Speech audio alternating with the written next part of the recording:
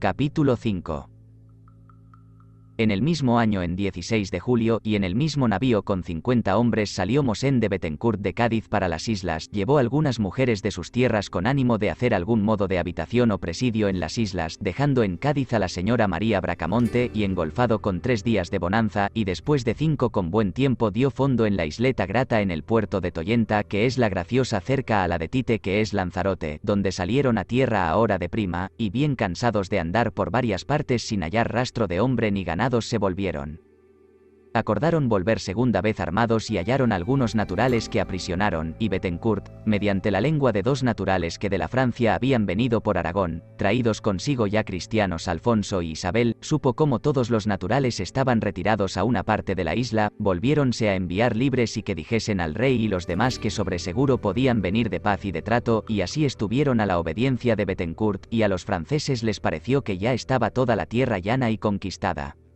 Trajeron el navío a este puerto, donde fabricaron el castillo llamado Rubicón a la punta de la isla que mira al África, e hizo alcaide a Bertín Berneval, hidalgo de armas, entregándole en ello armas y pertrechos para la guerra y conquista, y gente bastante a la defensa de su fuerte. Mandaron que el navío esperara en la isla de Lobos mientras con la lancha grande pasaban a Herbania, llamada Fortuit y Fortuna, que es Fuerteventura, donde entraron a prima noche, y en ella estuvieron 8 días fatigados, cansados y faltos de comida, medio desesperados se volvieron sin haber visto a nadie, porque los naturales desde que vieron el navío se retiraron a una punta apartados de allí más de 24 leguas. Anduvieron en la isla los franceses hasta el pie de una sierra donde hallaron una fuente de agua, de donde se volvieron a costear la isla en el navío, y habiéndola reconocido algún poco hasta el barranco Biot, de donde sale bien fuera al mar una punta frontero de África, donde determinaron hacer otro fuerte a la parte de adentro, llegaron el navío a tierra cuanto fuese posible, y dispuesta la orden de la fábrica se sacó a tierra lo necesario para la defensa y bastimentos, y estando en ella Bethencourt, Gadifer, Ramón y sus soldados, luego el contramaestre y maestre Roberto y marineros se alzan del puerto con lo de más interesado y mejor del navío, diciendo se volvían a España con tantas pérdidas y demoras y atrasamientos, y sobre cuya fuese la nao hubo grandes demandas, y resueltos sin esperar dan a la vela. Bethencourt desde la lancha tuvo maña de saberlos aquietar, o por lo menos que le oyesen, diciéndoles que les quería satisfacer, pues tenían en prendas alhajas de Gadifer y ropa, respondiendo que en la Graciosa darían fondo donde se trataría esta satisfacción. Salieron de la Herbania los del fuerte, acomodando en la lancha grande lo más esencial que en él había, siguieron a Rubicón muy disgustados, y viendo Bethencourt que el navío se iba, le fue a alcanzar e hizo súplicas por algún bastimento para los que quedaban, pues era fácil remediar su falta en España, y viendo que no pudo sacar más de otra cosa del navío de armas, ropa o cosa, que él quería también ir a España a satisfacerles y desempeñarse, y en el ínterin diese fondo en la Graciosa para dejar la mejor orden a la gente que conviniese. Y habiendo el navío esperado a la otra parte de la isla de Tite o Lanzarote, fueron a despedirse de Bethencourt algunos de sus amigos, que fueron el capellán Berriel y Julio Cutts, a quien encargó la tenencia y ausencia de su persona y la obediencia a Gadifert, y que todos tuviesen muestras. Con mucha brevedad volvía de España, entre sí mucha paz y amistad, donde prosiguieron su viaje. Quedaron en el fuerte de Rubicón en la isla de Lanzarote o Tite, hasta 40 franceses con algunas mujeres propias de la Francia, arrepentidos del mal concejo y determinación y en gran manera afligidísimos, faltos de todo regalo y conveniencias de ropa, calzado, abrigo y cama, y a pocos días de ido el navío determinó Gadifert de ir a la isleta de Lobos, así llamada por los lobos marinos que allí se pescaban antes, a pescar estos peces para aprovecharse del cuero para calzado y carne y enjundia o grasa, y ya prontos con lo necesario trajeron nuevas que un navío español había dado fondo en la Graciosa, de que todos fueron muy alegres, y luego Gadifer envió la bienvenida con el alcaide Bertín al maestre Hernando de Orduña, que era el más próximo que en Cádiz estaba para salir a las islas. Reconocido el navío que era la Morela de Francisco Calvo, que luego preguntó por Bethencourt, que iba viaje de España, y lo demás sucedido, y Bertín de secreto comunicó el querer salir de Rubicón con 40 camaradas, robando por esclavos algunos amigos naturales que estaban de paz, y lo demás que pudiese llevar del fuerte, a lo cual se resistieron los españoles, y un Ximénez contramaestre no oía mal la propuesta de Bertín, y dejáronla en secreto.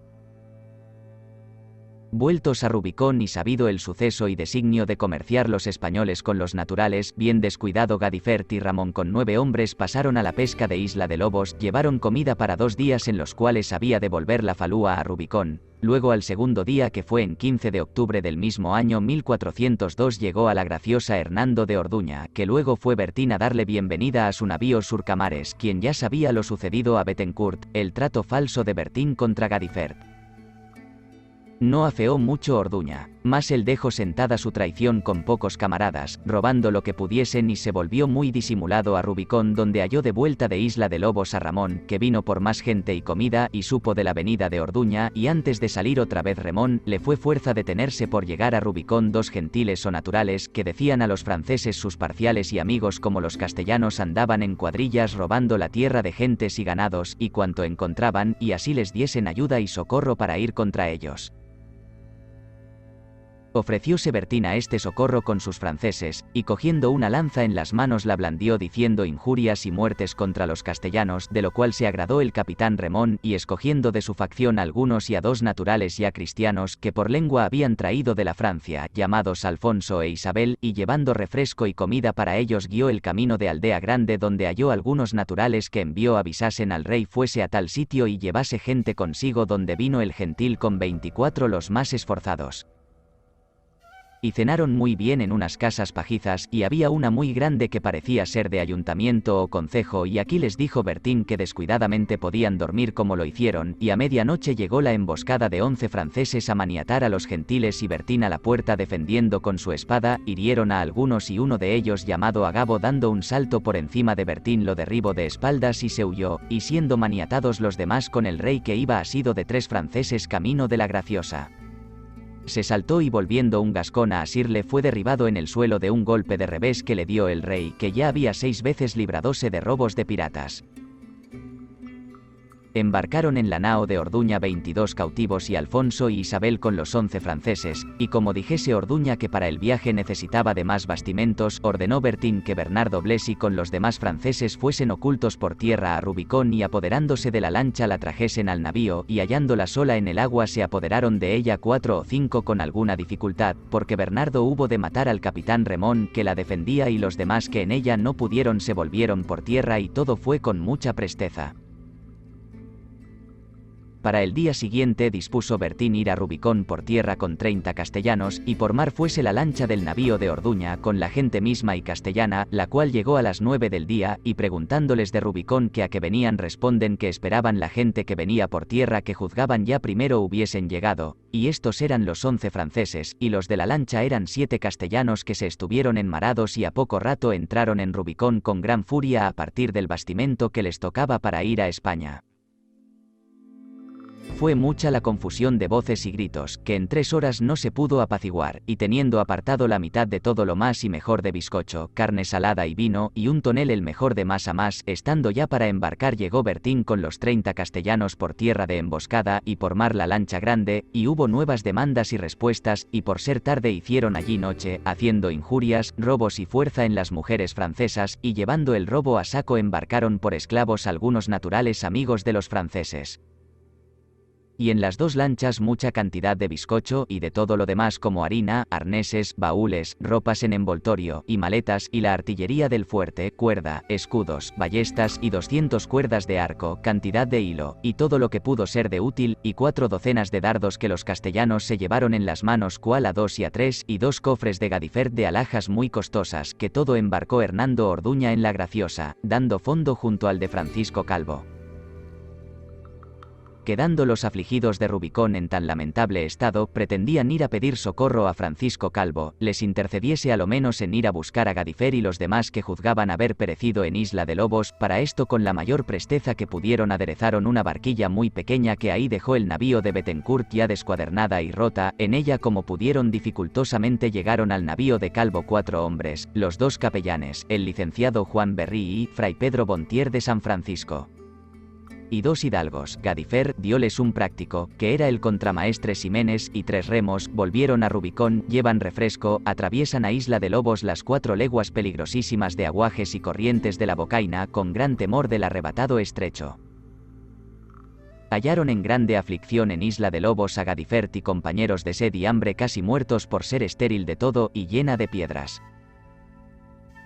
Tiene 1 legua de largo y de ancho media, por la falta de agua suplía el rocío de la noche, tendiendo una toalla que retorciéndola a la mañana le chupaban la humedad, y servía de refrigerio, y sabiendo la maldad de Bertín todos maldecían su mala suerte con lágrimas. Volvió la faluilla 3-4 veces de cada vez con 3 hombres y échalos en Lanzarote en una punta frontera a África. El despedirse Ximenes para su navío se fueron con el Gadifert, los 2 capellanes y otros 2 a dar el agradecimiento a Francisco Calvo y después con los demás pasaron a el navío de Orduña a verse con Bertín y representar su agravio, a lo que respondió que los franceses no debían algo a Bethencourt ni a Gadifert, ni tampoco podía disponer de lo que se había embarcado en Orduña y ponía por testigos a todos los que salieron de Francia. Que nada se le debía. Dijo Gadifert, que se acordase que en París se hallaba Bertín tan pobre que Bethencourt le dio 400, respondióle que eran para levantar gente más, que él iba a España donde satisfaría a Bethencourt de todo y le pagaría si le debiese.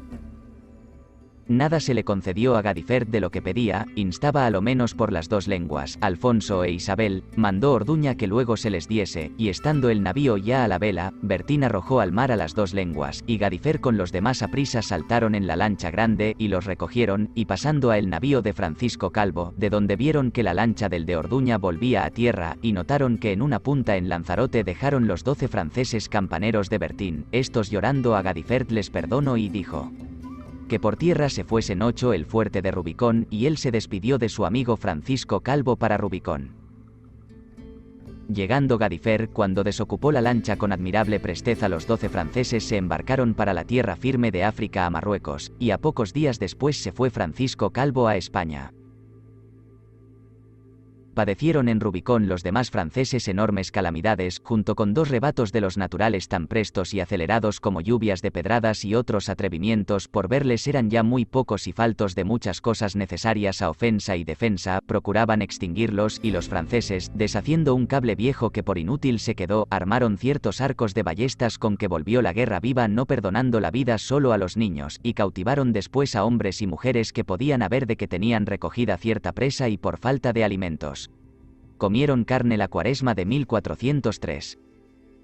Los naturales muy sentidos del mal hospedaje daban quejas de la falta de palabra, trato y ley, y Gadifert con la misma queja envió al rey gentil a darle parte y responde que él ni los suyos son los que le molestan, sino ciertos levantados ofendidos.